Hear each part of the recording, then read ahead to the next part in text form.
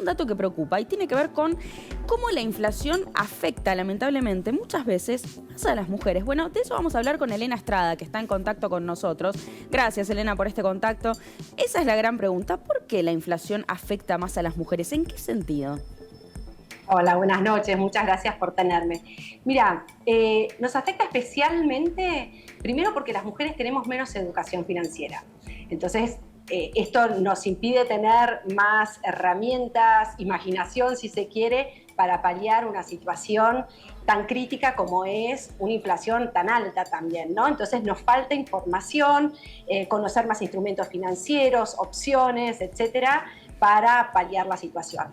Por otro lado, también las mujeres estamos proporcionalmente más presentes en lo que es el trabajo informal, el trabajo en negro. Y cuando estamos en esas situaciones, es un trabajo más precario, más vulnerable, donde la capacidad de negociar un aumento de ese, no va a ser un salario, pero de esa compensación económica que tengo es mucho menor, que me pueden sacar de un día para el otro esa changa o ese trabajo que estoy haciendo sin indemnización, sin tanto previo aviso, etcétera. Entonces, cuando hay una situación de crisis económica y de inflación, bueno, proporcionalmente nos afecta más negativamente a nosotras que a los varones. Ahora, fíjate qué interesante, porque lo que vos decías es que todavía hay desigualdad, todavía vivimos en una sociedad machista, la mujer de a poquito recupera algunos de los derechos perdidos a lo largo de muchas décadas. Y en el tema jubilatorio es al revés, fíjate que las mujeres se jubilan antes y los varones después. Y algunos dicen que esto es también discriminatorio en un sentido. ¿Qué pensás? Bueno, la razón académica, digamos, para esa diferencia etaria es que es algún tipo de compensación, si se quiere, por los años que se estima que las mujeres estuvieron fuera de la fuerza laboral a cargo de las tareas de cuidado, ¿no? La tarea doméstica, niños, ¿no? de las tareas, sí, no solamente domésticas, sino también de los adultos mayores, de las Claro, casas. la crianza de los chicos, que la cae crianza de los sobre chicos. todo en ellas, ¿no? Claro. Exacto, entonces Porque es una perdóname, manera... porque los chicos en general, uno dice, no, ¿por qué recae en ella? Hay igualdad. No, es que los chicos en la edad más pequeña le demandan más a la madre. Cuando están los dos van a la madre, van a la teta de la madre, van al cuidado de la madre y después se empata, ¿no? Por ahí con la etapa del hombre, con la paternidad del hombre. Pero al principio de todo es la madre la que insume la carga fundamental. Bueno, depende, a ver, con lo que tiene que ver con la lactancia, por supuesto, ¿no? Hay una relación directa si es que la madre le da el pecho, pero si toma mamadera ahí es igual. Y también ahí está la gran pregunta, Hugo, ¿no? Y esto trae debate. ¿Y es que los chicos van a la madre naturalmente o es que también nosotros actuamos de tal manera, madres y padres, que es la mamá la que acude primero? Porque vos pensás que hay muchas familias también que por alguna razón no hay una mamá y si el chico llora y se cae, va al papá o a la persona que esté, a la abuela, al abuelo o quien lo esté cuidando. Entonces, bueno, ¿cómo podemos generar entre todos ese vínculo que el chico se sienta confiado de en algún momento que necesite ir acuda indistintamente o a ambos, ¿no?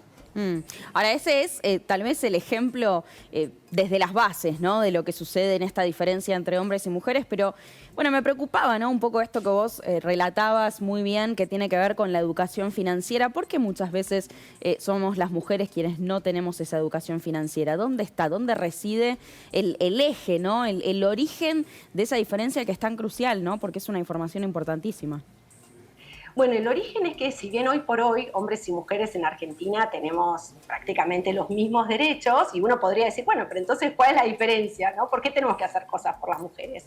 Y es porque recién en 1942 es que, 1926, perdón, es que las mujeres tuvimos por ley plenos derechos civiles. Esto quiere decir la capacidad de ser propietarias, de negociar, de firmar contratos, de tener empleados, de estar en el comercio. Entonces, de vuelta, si bien hoy por hoy tenemos los mismos derechos, nuestra línea de partida es muy posterior a la de los varones, que tienen una trayectoria, historia y cultura en negociar, en ponerle un valor a su trabajo y sostenerlo. Y bueno, en comerciar. También hay que reconocer, yendo a la antropología básica, que al principio de todos los tiempos el que salía a buscar el alimento en la edad de piedra era el hombre, ¿no? Y que la mujer se quedaba con las crías. Esto, digamos, no es que de repente la sociedad funcionó así y más allá de que tenemos que criticar el avance del hombre, a veces con rasgos machistas, pero digo,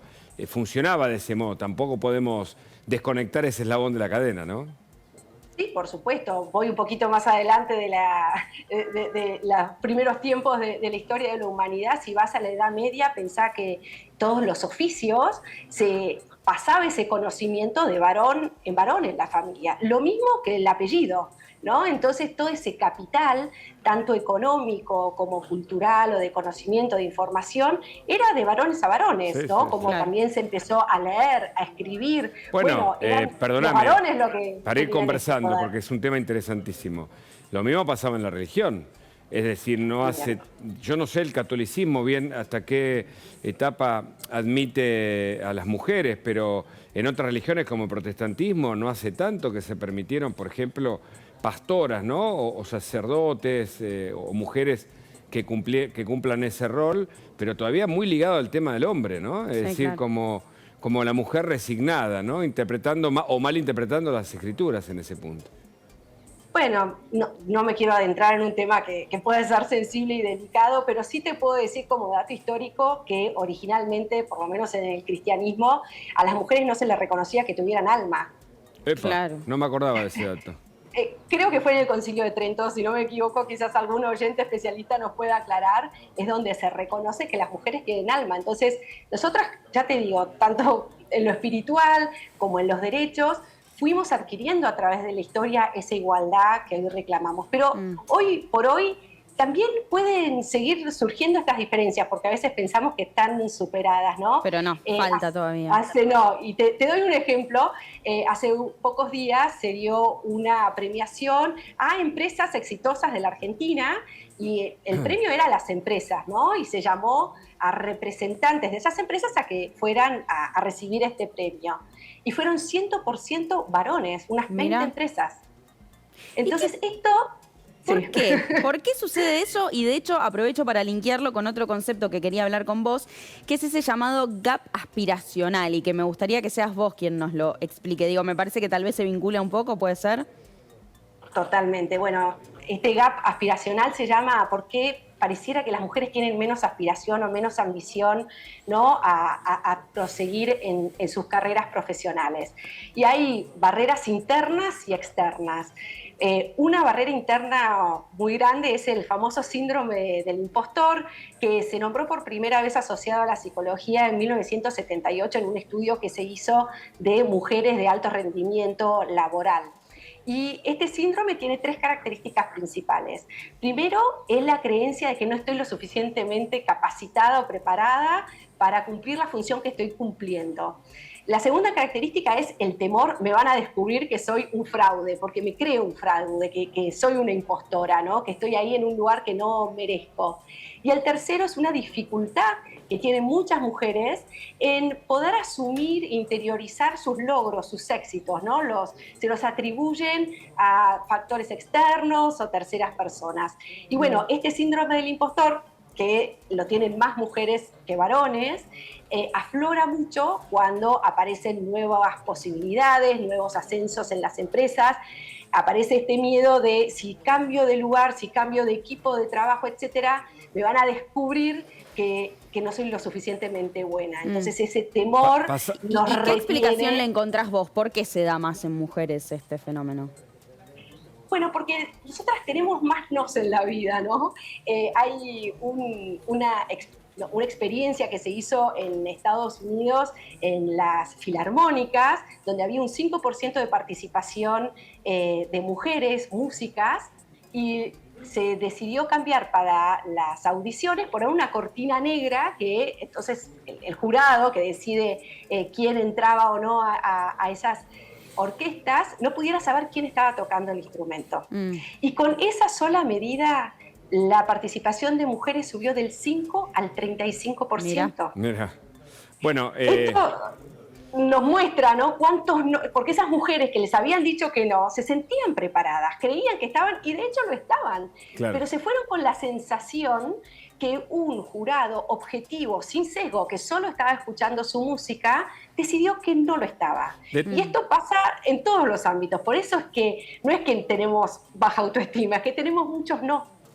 Claro. Igual hay una época del cambio, por eso también te entrevistamos, porque vos sos una de las promotoras y las agentes de este cambio cultural que es importantísimo. Todavía en los gobiernos sigue pasando lo mismo, en muchos ámbitos empresariales, aunque muchas mujeres han demostrado tener mejores capacidades que los hombres, porque en su propia conformación, ¿no? A veces en el uso del lenguaje también se lo puede notar, tienen un desarrollo, una capacidad que el hombre no tiene, por ejemplo, en lo que se llama ser madres, ¿no? Los hombres parece que no podrían soportar, según dice la ciencia, los dolores de parto como lo soportan las mujeres. Habla de la fortaleza, además de la inteligencia. En esto, ¿vos crees que la mujer tiene que hacer un doble esfuerzo a la hora de destacarse en el ámbito laboral? Hoy por hoy, sin duda, todavía tenemos la cancha inclinada, ¿no? Y es esto de, es más difícil para nosotras, es imposible, ¿no? A veces muestran contraejemplos, ¿no? De mujeres que te dicen, ¿cuál es el problema? Si llegaron perfectamente bien a cargos altísimos, ¿no? En lo público y en lo privado, pero bueno, son mujeres ultra talentosas o que han tenido también mucha suerte. Esa no es la media, no necesita... ¿Por qué las mujeres tenemos que ser tan extraordinarias para llegar a los mismos puntos que los varones, no? Te pregunto, y entonces, ¿y la Argentina es un país femenino, digo, por su terminación?